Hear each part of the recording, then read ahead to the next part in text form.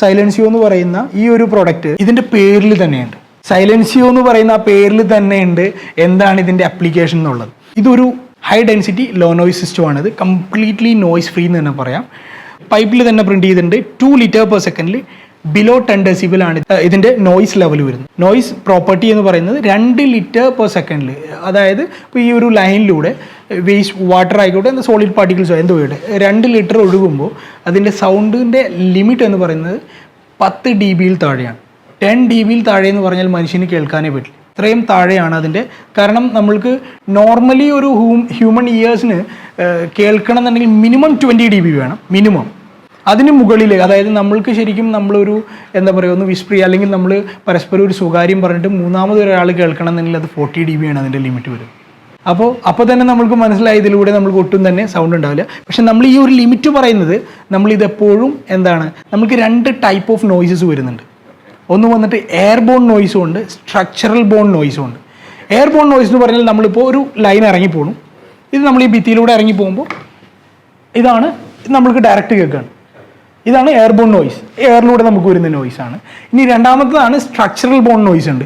അതായത് നമ്മളിത് ഒരു വോളിലൂടെ ഇറങ്ങി പോകണം, പക്ഷേ ഇതിൻ്റെ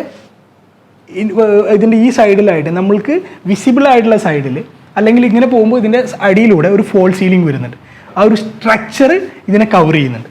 ഇങ്ങനെ 2 ടൈപ്പ് ഓഫ് നോയ്സസ് വരുന്നുണ്ട്. ആസ്ട്രൽ പറയുന്നത് സ്ട്രക്ചറൽ ബോൺ നോയ്സ് ആണ് നമ്മൾ പറയുന്നത്, ബിലോ 10 ഡെസിബിൾ എന്ന് പറയും. ഓപ്പണിൽ വരുമ്പോൾ അതിൻ്റെ നോയ്സ് ലെവലിൽ വ്യത്യാസം ഉണ്ടാവും. അപ്പോൾ എന്താണെങ്കിലും 99% നമ്മൾ ഡ്രെയിനേജ് ലൈനുകൾ എപ്പോഴും കവർ ചെയ്തിട്ടുണ്ട്. കാരണം നമ്മുടെ ഇപ്പോൾ ഒരു ഫോൾ സീലിങ്ങിലൂടെ വരുന്ന ഏരിയാസ് വരുമ്പോൾ തീർച്ചയായിട്ടും നമ്മൾ ഈ പറയുന്ന സ്ട്രക്ചറൽ ബോൺ നോയ്സസ് തന്നെയായിരിക്കും നമ്മൾക്ക് ഏറ്റവും വലിയൊരു പ്രശ്നം വരുന്നത്. കാരണം ഫോൾ സീലിംഗ് കവേർഡ് ഏരിയസിൽ നമ്മളിരിക്കുമ്പോൾ, സാർ എന്ന് പറഞ്ഞ പോലെ തന്നെ ബാത്റൂംസിലിരിക്കുമ്പോൾ കവർ ചെയ്ത് പോകുന്ന ഏരിയാസിലായിരിക്കും ഭയങ്കരമായിട്ടുള്ള ഡിസ്റ്റർബൻസ് വരുന്നത്. അതിലാണ് ഈ സ്ട്രക്ചറൽ ബോൺ നോയ്സാണ് നമ്മൾ ബിലോ 10 ഡെസിബിൾ പറയുന്നത്, 10 dBയിൽ താഴെ. അപ്പോൾ അതായത് കംപ്ലീറ്റ്ലി നോയ്സ് ഫ്രീ ആയിട്ടുള്ള ഒരു പൈപ്പാണിത്.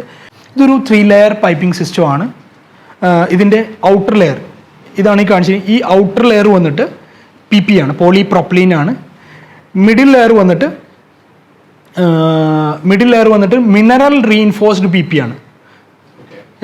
പിന്നെ വന്നിട്ട് ഇതിൻ്റെ ഇൻറ്റേർണൽ ലെയർ വന്നിട്ട് PP ആണ്. അങ്ങനെയാണ് 3 ലെയർ വരുന്നത്. ഇതിൻ്റെ ഈ മിഡിൽ ലെയർ ആണ് മിനറൽ റീഇൻഫോഴ്സ്ഡ് ആയിട്ടുള്ള PP ലെയറാണ് ഇതിലൂടെ ഒഴുകുന്ന വെള്ളത്തിൻ്റെയോ അല്ലെങ്കിൽ വേസ്റ്റിൻ്റെയോ ഉണ്ടാകുന്ന ഈ ഭിത്തിയിൽ വോളിൽ ഇടിച്ചിട്ട് ഉണ്ടാകുന്ന സൗണ്ടിനെ അബ്സോർബ് ചെയ്യുന്നു. ആ നോയ്സ് റെഡ്യൂസ് ചെയ്യുന്നത് മിഡിൽ ലെയറാണ്.